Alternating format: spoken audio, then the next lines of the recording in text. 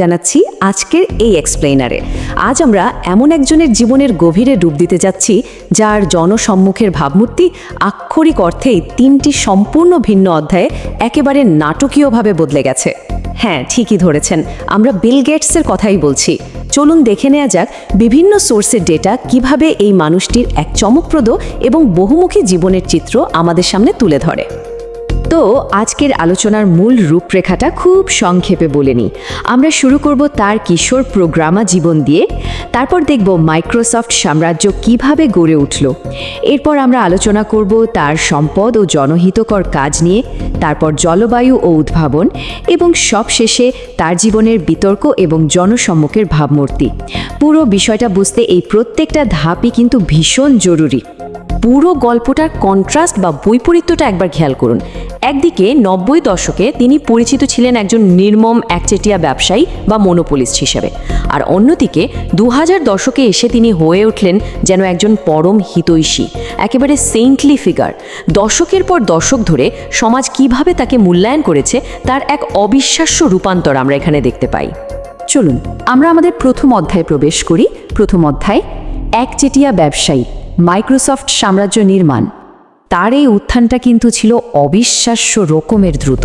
মানে একটু চিন্তা করে দেখুন, 1968 সালে সিয়াটেলের এক প্রেপ স্কুলের ছাত্র তিনি। একটা মিনি কম্পিউটারের পেছনে পাগলের মতো পড়ে থাকতেন। সেখান থেকে 1975 সালে পল অ্যালেনের সাথে মিলে মাইক্রোসফট প্রতিষ্ঠা করে ফেললেন, এমনকি হার্ভার্ডও ছেড়ে দিলেন। এরপর 1980 সালে আইবিএমের সাথে সেই বিখ্যাত চুক্তি, আর 1985 সালে উইন্ডোজ লঞ্চ করা। এক কথায় বলতে গেলে এটা এক সাধারণ টেক নার্ড থেকে টাইকুন হয়ে ওঠার এক অসাধারণ জার্নি। আর এই জার্নিতে একটা অদ্ভুত, সুন্দর এবং যুগান্তকারী ব্যবসায়িক চাল লুকিয়ে আছে। এই সংখ্যাটা দেখুন, মাত্র $50,000। এই সামান্য টাকাটা দিয়েই মাইক্রোসফট 86 ডজ নামের একটা অপারেটিং সিস্টেম কিনে নিয়েছিল। কিন্তু আসল ম্যাজিকটা কোথায় জানেন?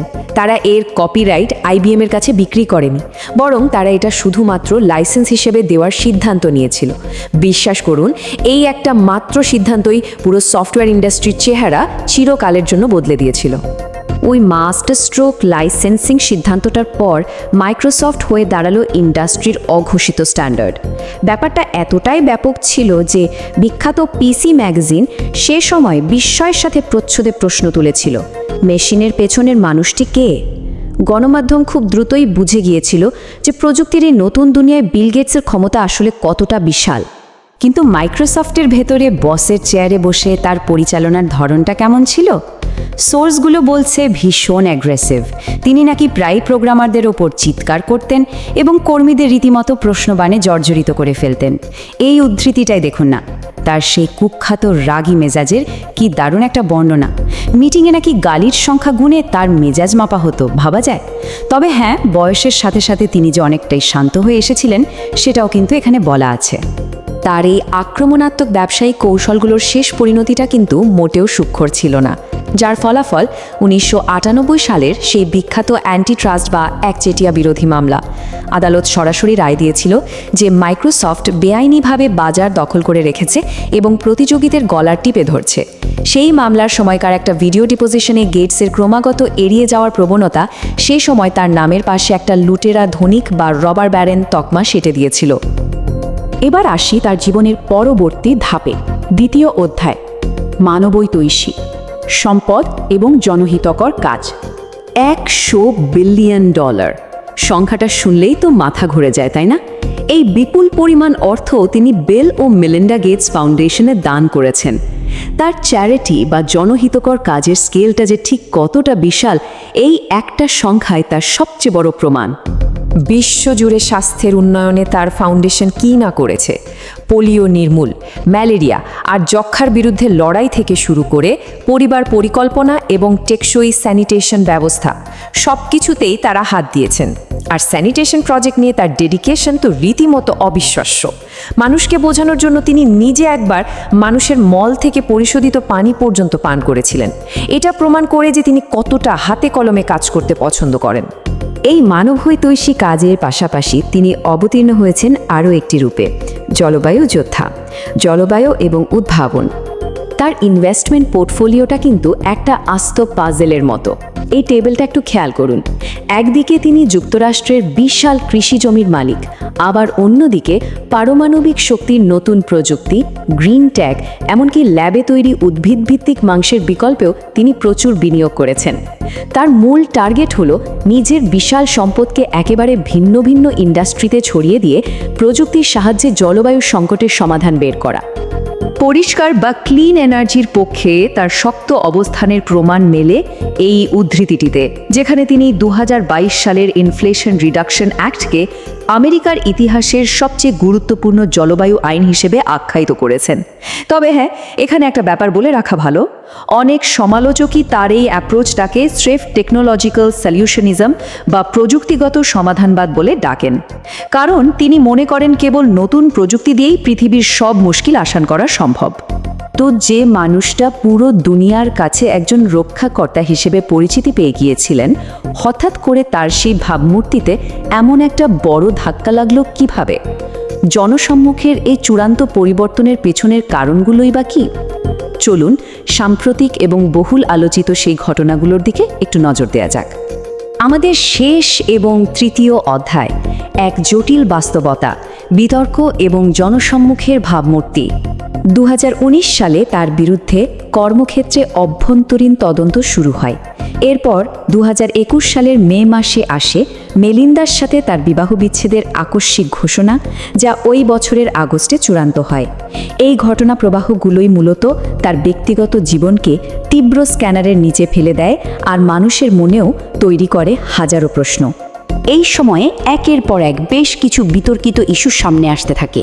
দীর্ঘমেয়াদী বিবাহ বহির্ভূত সম্পর্ক, কর্মীদের সাথে অসদাচরণ নিয়ে তদন্ত, কোভিড-19 ভ্যাকসিনের পেটেন্ট নিয়ে তার শক্ত অবস্থান এবং জেফ্রি এপস্টিনের সাথে যোগাযোগের মতো বিষয়গুলো সামনে আসে।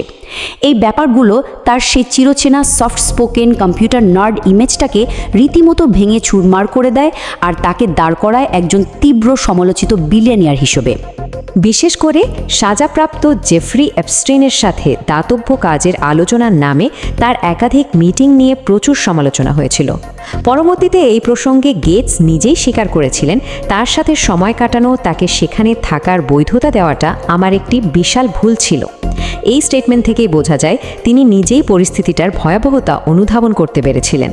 এরপর মহামারীর সময় তার আরেকটা নির্দিষ্ট অবস্থান ব্যাপক বিতর্কের জন্ম দেয়। তিনি কোভিড ভ্যাকসিনের মেধাস্বত্ব বা ইন্টেলেকচুয়াল প্রপার্টি উন্মুক্ত করে দেওয়ার বিপক্ষে অবস্থান নিয়েছিলেন। তার মতে কোয়ালিটি কন্ট্রোলের জন্য ফার্মাসিউটিক্যাল কোম্পানিগুলোর অংশীদারিত্ব বেশি জরুরি। কিন্তু সমালোচকদের কড়া দাবি ছিল পেটেন্টের এই একচেটিয়া অধিকার রক্ষার কারণেই দরিদ্র দেশগুলোর কাছে সময় মতো ভ্যাকসিন পৌঁছানো মারাত্মকভাবে ব্যাহত হয়েছিল।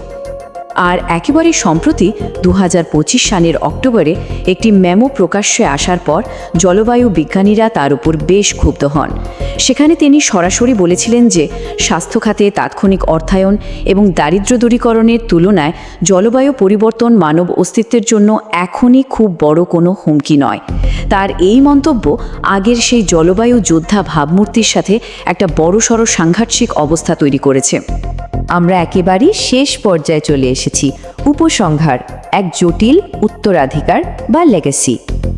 বিল গেটসের জীবনের এই দ্বৈত সত্তাটা সত্যি অবিশ্বাস্য, তাই না? একবার ভাবুন তো, একজন চরম অ্যাগ্রেসিভ মনোপলিস্ট হিসেবে তিনি পিসি যুগের সূচনা করে পুরো পৃথিবীর সফটওয়্যার জগৎটাকে নিজের হাতের মুঠোয় নিয়েছিলেন।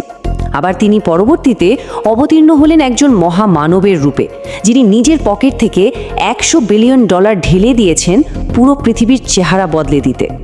অথচ এত কিছুর পরেও তিনি আজ অসংখ্য বিতর্কের কেন্দ্রবিন্দু হয়ে আছেন।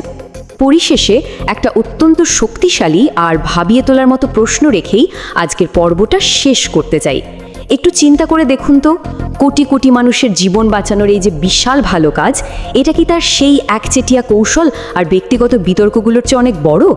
চরম ক্ষমতা, বিপুল সম্পদ আর প্রভাবের এক জটিল হিসাব নিকাশকে আমরা আসলে কিভাবে মূল্যায়ন করব? এই চিন্তার খোরাকটা আপনাদের জন্যই রেখে গেলাম। আজকের এই এক্সপ্লেনারটি দেখার জন্য সবাইকে অসংখ্য ধন্যবাদ।